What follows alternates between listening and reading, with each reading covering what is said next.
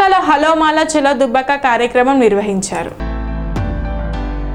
Roster విధానాన్ని రద్దు చేసి రిజర్వేషన్లను పునఃసవరించాలని డిమాండ్ చేస్తూ జాతీయ మాల మహానాడు దుబ్బాక నియోజకవర్గం ఆధ్వర్యంలో హలో మాల చలో దుబ్బాక కార్యక్రమాన్ని నిర్వహించారు. దుబ్బాక పట్టణంలోని పోచమ్మ ఆలయ ఆవరణలో జరిగిన ఈ కార్యక్రమానికి మాల మహానాడు రాష్ట్ర అధ్యక్షుడు పిల్లి సుధాకర్, ఉమ్మడి ఆంధ్రప్రదేశ్ మాజీ మంత్రి సుద్దాల దేవయ్య ముఖ్య అతిథులుగా హాజరయ్యారు. ఈ సందర్భంగా నాయకులు మాట్లాడుతూ రోస్టర్ విధానం వల్ల మాలలకు అన్యాయం జరుగుతోందని, సామాజిక న్యాయం జరిగేలా రిజర్వేషన్లను పునఃసవరించాలని డిమాండ్ చేశారు. రోస్టర్ విధానాన్ని తక్షణమే రద్దు చేయాలని రాష్ట్ర ప్రభుత్వాన్ని కోరారు. తమ న్యాయమైన డిమాండ్ల సాధన కోసం ఉద్యమాన్ని మరింత ఉధృతం చేస్తామని నాయకులు తెలిపారు. ఈ నెల 31న నిర్వహించనున్న రాష్ట్ర సెక్రటరియట్ ముట్టడి కార్యక్రమానికి మాలలు భారీ సంఖ్యలో తరలివచ్చి విజయవంతం చేయాలని పిలుపునిచ్చారు. ప్రపంచానికి తెలియజేసిన బాబాసాహెబ్ పేగుబంధం సోదరులందరికీ సోదరిమణులందరికీ పేరు పేరున ఈ వేదిక మీద ఉన్న పెద్దలకు, వేదిక మీద ఉన్న నా పేగుబంధం మిత్రులందరికీ పేరు పేరున జైబీలను తెలియజేస్తూ, ముఖ్యంగా 2 నిమిషాలు మాట్లాడమంటుందో కాలమేమో పరుగులెడుతుంది. కానీ మిత్రులారా, 2 విషయాలు ప్రస్తావిస్తాం. ఒకరోజు ప్రపంచంలో నేనే పెద్ద మగ సీఎం నని విర్రవీగి మాలలతో పెట్టుకుంటే, బిడ్డ నీ మంత్రి పదం అంటే నా మాలల అరికాలు మట్టితో సమానమని ఇసిరి పట్టిన పులిబిడ్డ ఇక్కడ కూర్చున్నాడు. ఈ వారసత్వం, అంబేద్కర్ వారసత్వం అంటే అడక్క తిన్నది కాదురా అవలగల్లారా.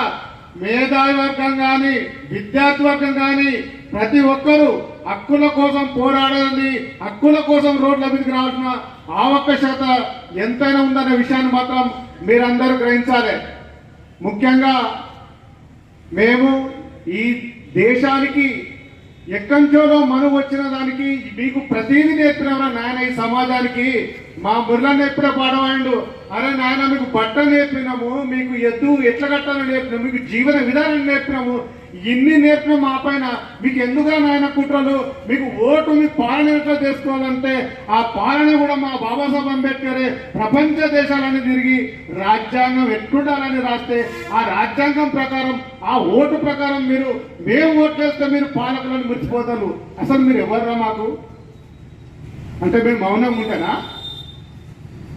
ఒకసారి మాలలు మనసులో పడ్డారంటే నీ తాత చంద్రబాబుని అడుగు, వానయ్య రామారావుని అడుగు, మొన్నదాకా మావాడే అన్న మా కేసీఆర్ అడుగు. మాలలు ఇబ్బంది పడితే ఎట్లుంటుందో బిడ్డ. పాలకులారా, కేంద్ర రాష్ట్ర ప్రభుత్వాలు కొంతమంది దళితులను విడదీసి రాజ్యాధికారం వైపు పోకుండా మీరేదో కుట్ర చేస్తుండ్రు బిడ్డ. ఈ వేదిక నుంచి దుబ్బాక వేదిక అంటే ఇది ఉద్యమాలకు గడ్డ. ఈ ఉద్యమాల వేదిక గడ్డ నుంచే మేము పిలుపునిస్తున్నాం బిడ్డ. మేము అనుకుంటే కానిది లేదు, మాలలు అనుకుంటే ఇంతవరకు కానిది లేదు. మరొక్కసారి మాలల రుచి కనుక మీకు పాలకులకు కావాలనుకుంటే చలో సెక్రటరీ చూసుకుంటారా? మేము కనుక మంట పెడితే ఎక్కడ ఆర్పే ప్రసక్తే లేదు. నువ్వు అనుకుంటావు చలో సెక్రటరీ తోటి అయిపోతుంది, లేకుంటే ఇంకో కొన్ని విషయాలు మాట్లాడుతుంది. నువ్వు ఎవరిని ముట్టుకోవద్దో వాళ్ళని ముట్టుకున్నావు బిడ్డ.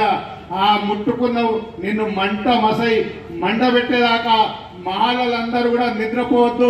తెలంగాణ ఉద్యమంలో మనం ఏ విధంగా ముందున్నామో మనం అందరం కూడా మన హక్కుల ఉద్యమంలో ముందుండాలని కోరుకుంటూ ఈ అవకాశం ఇచ్చిన దుబ్బాక ఉద్యమ విద్యాలందరికీ ఈ ఉద్యమ గడ్డకు జైబీము తెలియజేస్తూ, కోల్పోయే అవకాశం ఉన్నందున మనం అందరం కూడా ఏకదాటి మీదకి రావాల్సిన అవసరం ఉంది.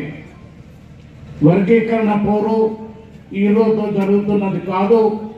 30 సంవత్సరాల క్రితం అంటే సుమారు 1996లో నిజాం కాలేజీ గ్రౌండ్లో మొట్టమొదటిసారిగా నేను సమావేశం ఏర్పాటు చేసి ఆ రోజు ఆంధ్రప్రదేశ్ ఉమ్మడి రాష్ట్ర వ్యాప్తంగా ఒక పిలుపునివ్వడం జరిగింది. మనకు రాబోయే రోజుల్లో భవిష్యత్తులో ఎలాంటి అవకాశాలు లేకుండా పోయే అవకాశం ఉన్నది కనుక మనందరం కూడా ఏకతాటి మీద ఉండాలని ఆ రోజు చెప్పడం జరిగింది. అప్పుడు నేను చంద్రబాబు నాయుడు గారి క్యాబినెట్లో సహకార శాఖ మంత్రిగా ఉన్నాను. మరి ఆనాడు ఈ వర్గీకరణ కోసమే ఇది సరైన పద్ధతిలో జరుగుతలేదు. మరి మొత్తం సర్వే చేయించి ఎవరికి అన్యాయం జరుగుతుందో వారికి న్యాయం చేయవలసిన బాధ్యత మనందరి మీద ఉంది కనుక మరి ఈ వర్గీకరణను నేను వ్యతిరేకిస్తూ మంత్రి పదవికి రాజీనామా చేయడం జరిగింది. మీకందరికీ నేను ఒక్కటే మనవి చేస్తున్నా, సుధాకర్ కానీ కనకరాజు కానీ ఇక్కడ చాలామంది నాయకులు ఉన్నారు, మీరందరికీ నేను ఒకటే విజ్ఞప్తి చేస్తున్నా.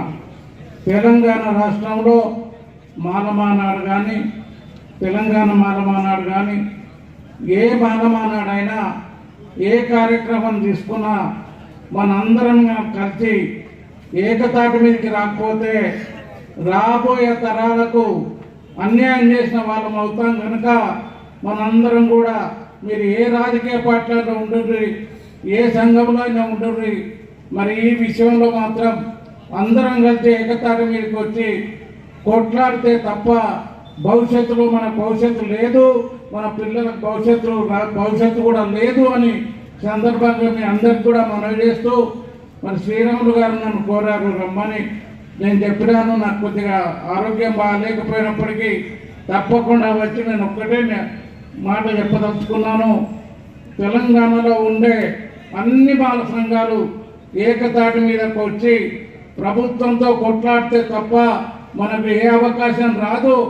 అందరూ కలిసికట్టుగా ఒక్కతాటి మీదకి వచ్చి కొట్లాడాలని ఈ దుబ్బాక గడ్డ మీద నుంచి మీ అందరికీ నేను పిలుపునిస్తున్నా. మీరందరూ కూడా ఏకతాటి మీదకి రావాల్సిందిగా మిమ్మల్ని అందరినీ ప్రార్థిస్తున్నా. నెంబర్ 99ని సవరించాలి. వర్ధిల్లాలి బాలల ఐక్యత. వర్ధిల్లాలి.